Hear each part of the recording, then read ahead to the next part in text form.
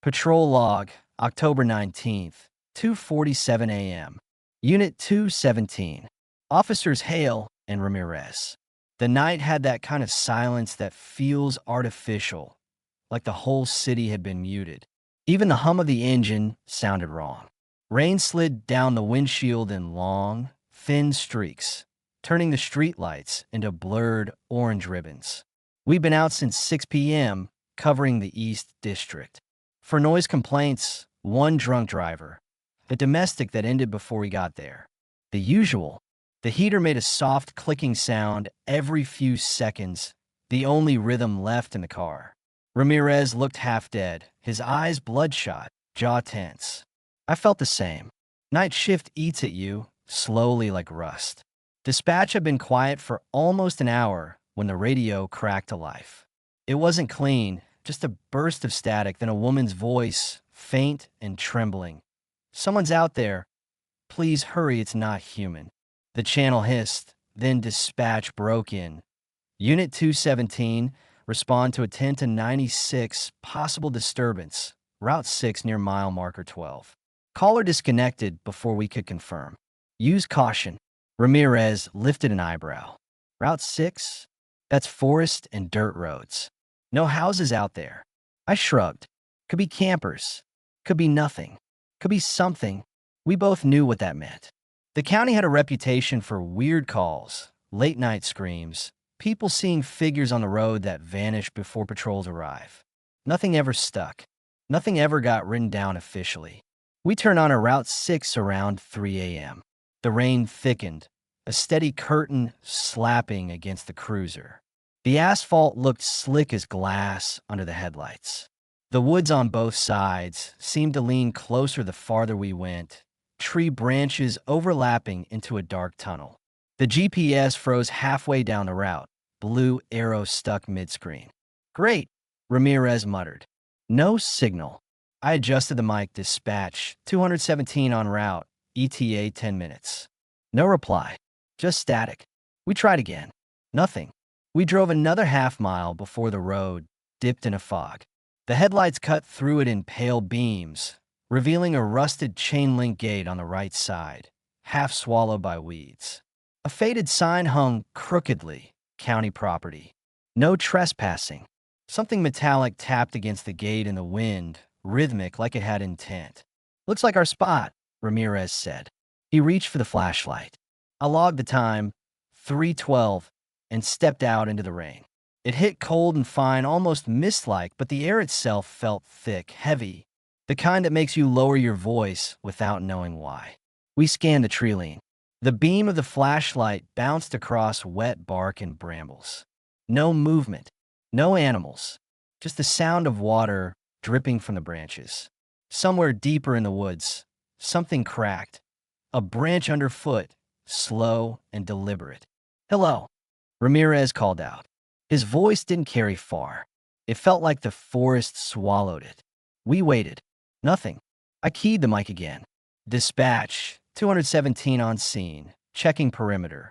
The static hissed back, then broke into something else, a faint sound layered under the noise. Not a word, not quite. It was a whisper, long and drawn out like breath over glass. "Did you hear that?" I asked quietly.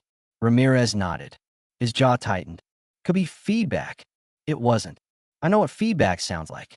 This felt closer. We followed the sound toward the gate. The mud squelched under our boots, the beam of light jittering across wet leaves. The smell of earth was sharp, mixed with something metallic, like old pennies or rusted water pipes. We stopped near the fence line. The chain rattled once, softly, as if brushed by a hand. The radio crackled again. Unit 7, the voice was different now. Deeper, slow, not dispatch. Ramirez's hand went to his sidearm. "Who is that?" I switched channels. Nothing. The same voice followed. Back.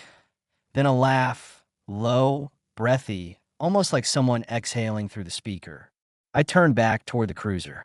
The headlights flickered once, dimmed, then went out completely. The engine stuttered and died. Inside the car, The dashboard lights blinked and faded one by one until the whole interior went dark. Even the sound of rain seemed to pull away, like we were inside something hollow. "Shit," Ramirez whispered. "Battery's fine." "What the hell?" I raised the mic again. "Dispatch, Unit 217 requesting backup. Vehicle power failure. No response from comms." Nothing.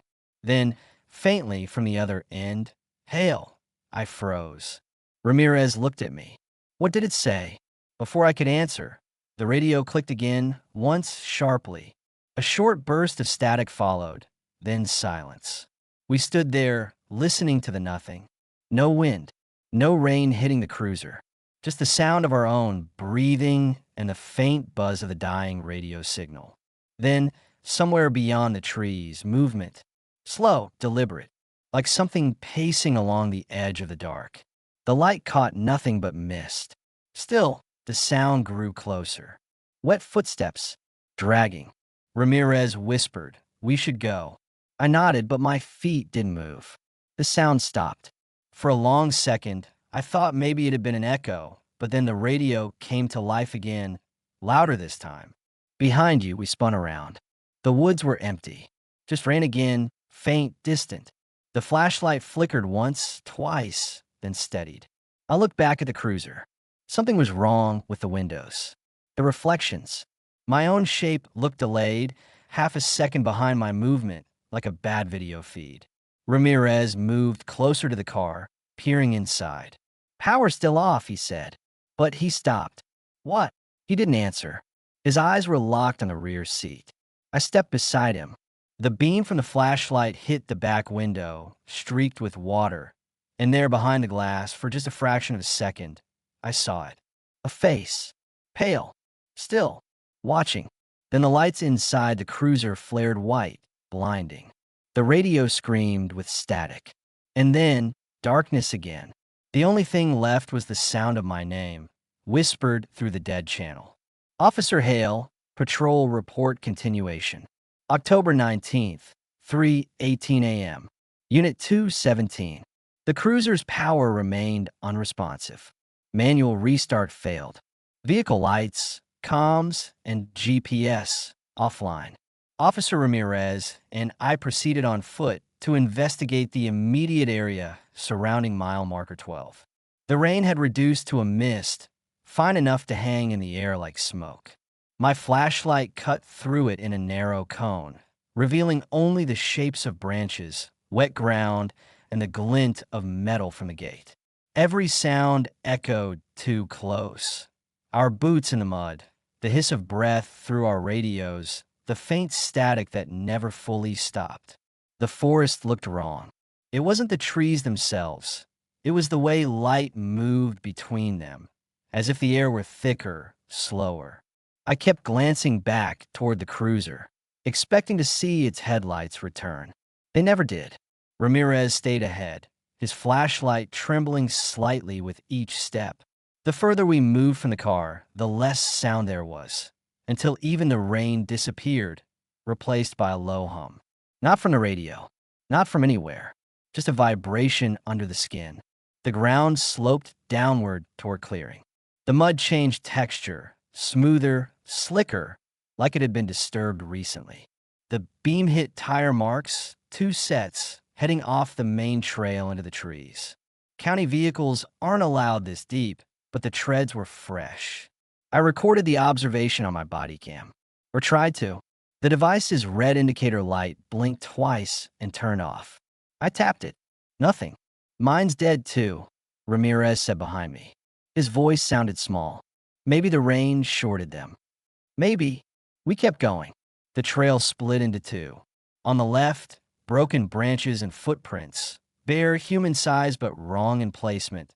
The toes too long, the heel too narrow. On the right, a faint orange glow.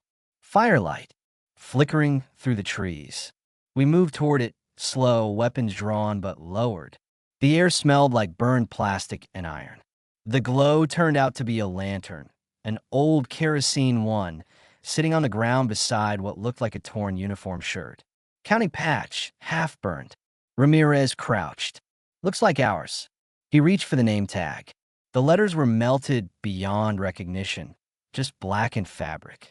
I clicked the mic again, even though I knew what would happen. Dispatch, this is Unit 217. We found possible evidence of an officer down. Request immediate, static. Then, faintly, laughter. Not loud, but close. Female. The same tone as the 911 call. It came from behind us. We spun, lights sweeping the trees. Nothing. Just mist curling between the trunks, slow and alive. The laughter stopped, replaced by the distant snap of wood. Then a shape moved across the beam, too fast to register. Just the impression of something tall, human-like, but wrong in its angles. I caught my breath. Ramirez, he didn't answer. He stepped forward instead, aiming his light toward where the shape had gone. The beam landed on a small wooden structure I hadn't noticed before, half collapsed, hidden behind overgrowth. A shed. The door hung open, tapping softly in the wind. A single chain dangled from the frame, swinging. "Hale, over here," Ramirez said. His voice cracked. I followed, every muscle tense. The smell hit first. Rot, wet soil, and something chemical. Inside the shed were shelves lined with old jars, some filled with cloudy liquid, others empty. The walls were scratched with markings, lines, circles, coordinates. In the corner, a small CRT monitor sat on a workbench, the kind used for surveillance feeds. It was on. Faint static filled the air. The image flickered, black and white, low resolution. At first it showed only the trees outside, shifting in the wind. Then movement. 2 figures. Us. The feed was live. The timestamp matched our current time to the second. I felt my stomach drop. "What the hell?" Ramirez leaned closer. The camera angle changed slightly, like something adjusted it. The lens zoomed in until it focused directly on the doorway of the shed. On us.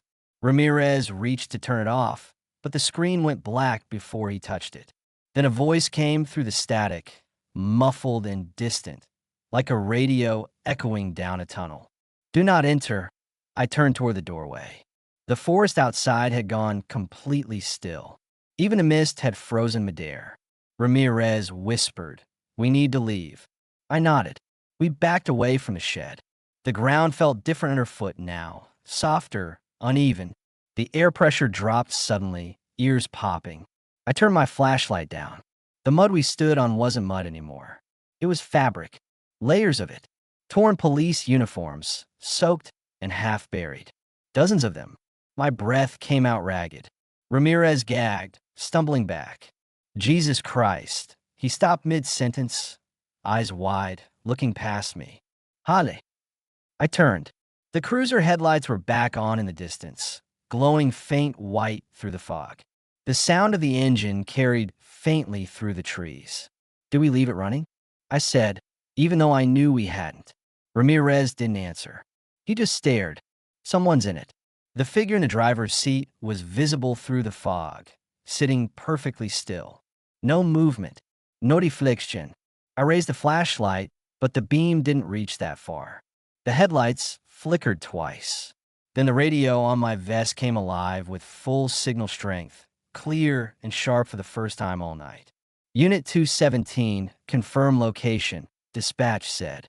Relief hit for half a second. "Dispatch, this is 217. We're at mile marker 12. Request backup. Repeat." Negative, the voice interrupted. "You're already inside." The channel clicked off. Silence. Ramirez turned to me slowly. His face was pale, his eyes unfocused.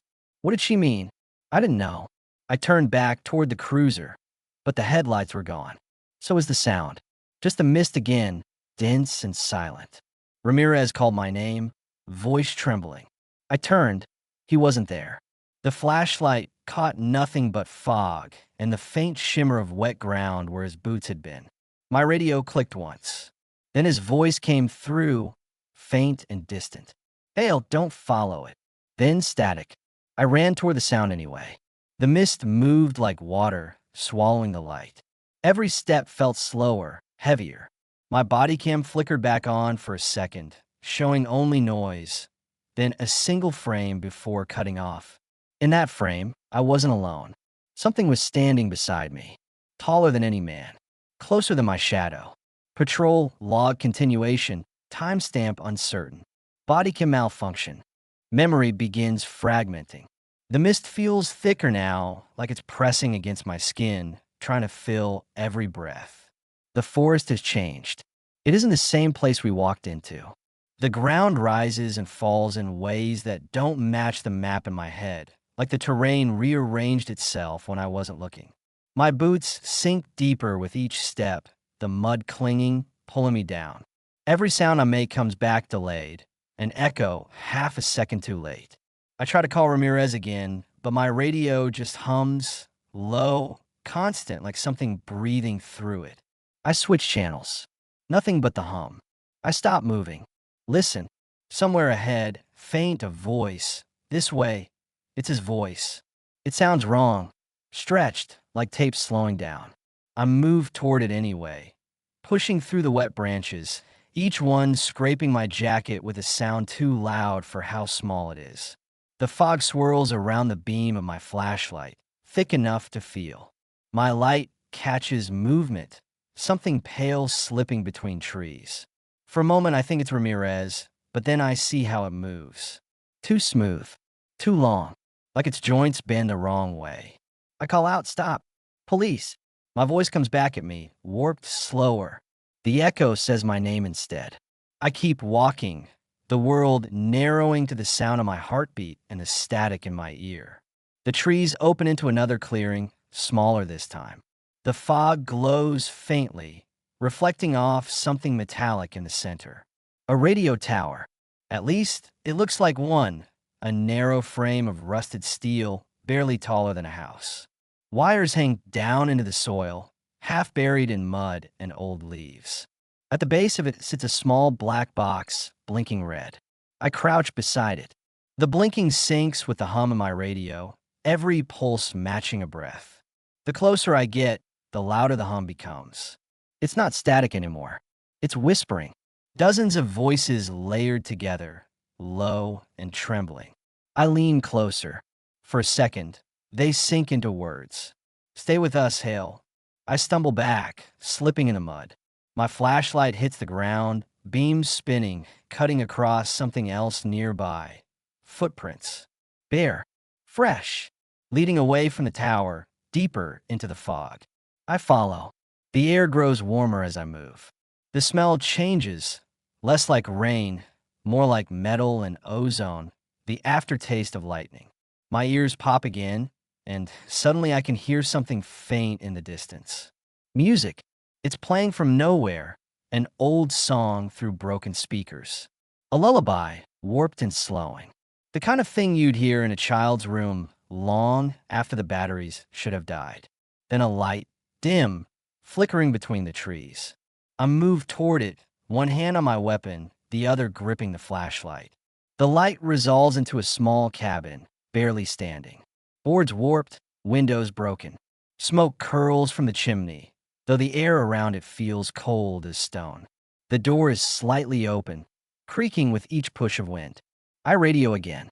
"Ramirez, respond. Do you copy?" The answer comes almost immediately, too fast. Inside, his voice again. I swallow hard and push the door open. The cabin is smaller inside than it looked from outside.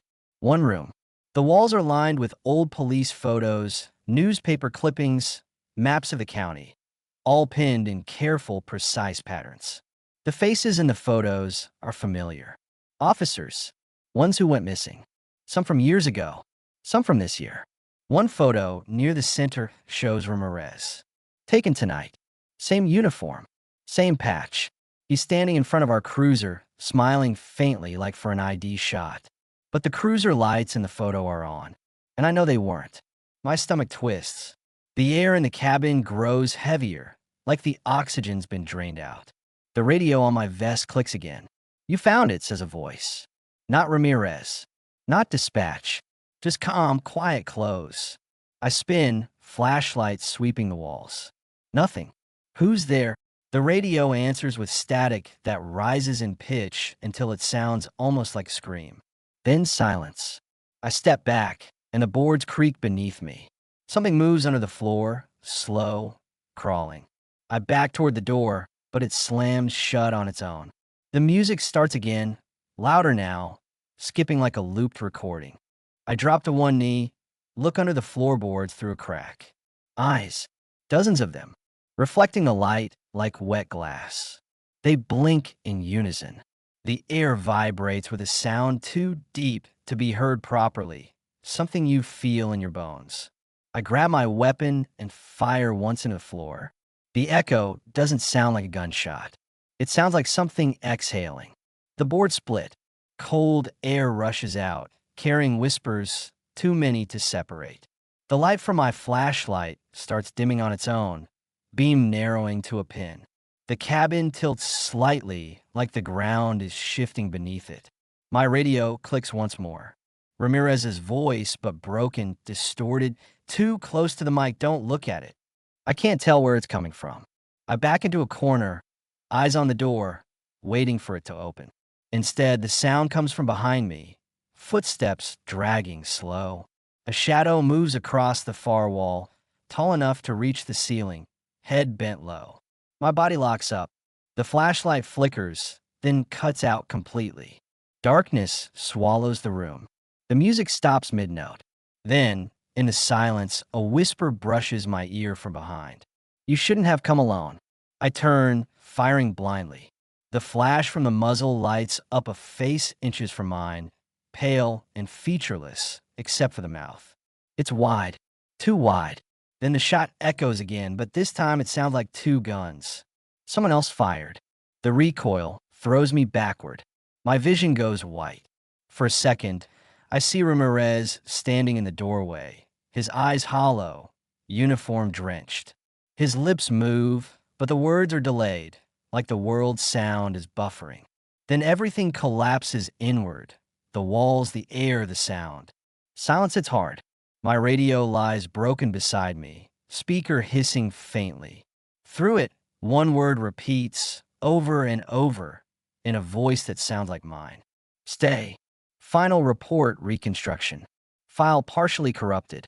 Source, recovered audio fragments. Timestamp inconsistent. Static interference throughout. The following is transcribed from surviving bodycam and vehicle dash footage, though both recordings degrade after minute 4.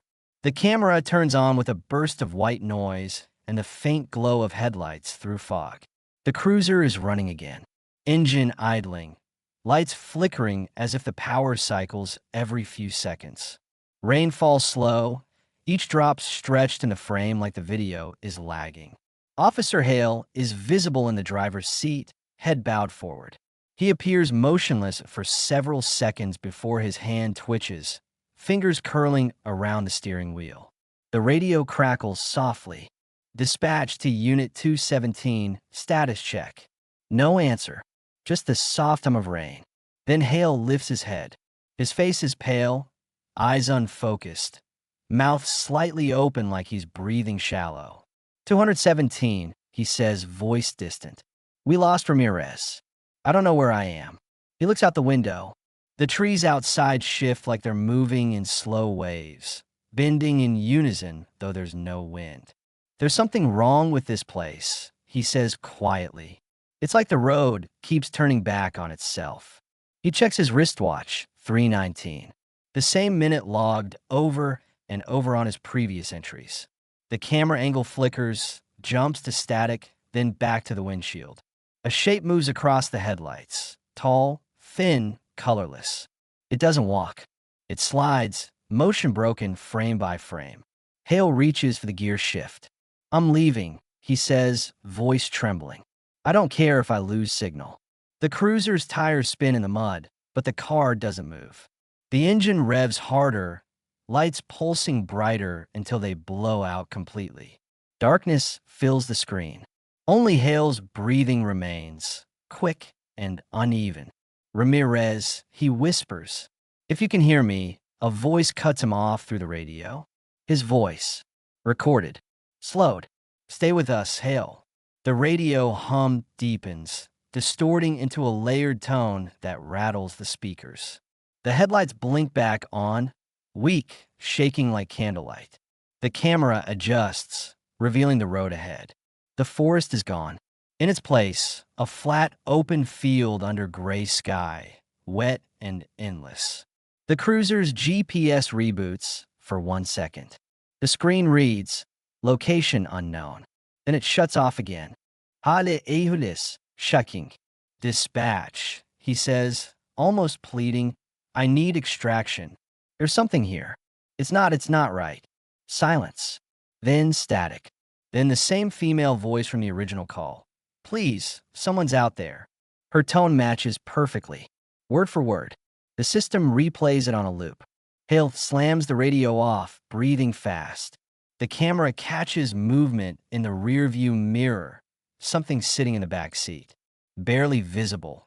Its outline flickers with each lightning flash. Long arms, head tilted too far. Hale turns slowly, flashlight trembling in his hand. Ramirez, he whispers. Nothing. The light hits the seat, empty. But the indentation remains, as if someone's still sitting there. Then the radio turns on by itself. 217, confirm visual. The voice sounds like dispatch, but quieter. Distant. Confirm visual of what? Hale says. The answer comes with a pop of static. Yourself. The dashcam time freezes. 3 hours, 19 minutes, and 43 seconds. The headlights brighten again, and in that light, another cruiser appears ahead on the road, identical to Hale's. Same number, same decals. Its lights flash red and blue for a second, then go dark. Hale steps out, rain hitting his shoulders, pooling his collar. He approaches slowly. The door of the other cruiser is open. Inside, the seats are empty except for a body cam. His own, blinking faint red. He picks it up. The lens reflects his face, but not the face we've seen. This one smiles. Wide. Still. His breathing stops. The recording glitches violently, pixels stretching, colors bleeding. For several frames, two figures are visible, both wearing the same uniform, standing side by side in the rain. One moves. One doesn't. The audio spikes into a long, distorted note that clips every channel. Then silence. The next clear frame shows only the forest again. No cruces. No officer. The road looks untouched, the mud undisturbed. Dispatch log resumes at 4:02 a.m. Unit 217, status check. Hale Ramirez, please respond. Static. Then a new voice, faint but clear. Copy. En route to mile marker 12. Dispatch hesitates. Confirm, unit. 217, the voice replies. Just the one tonight. End of recovered file.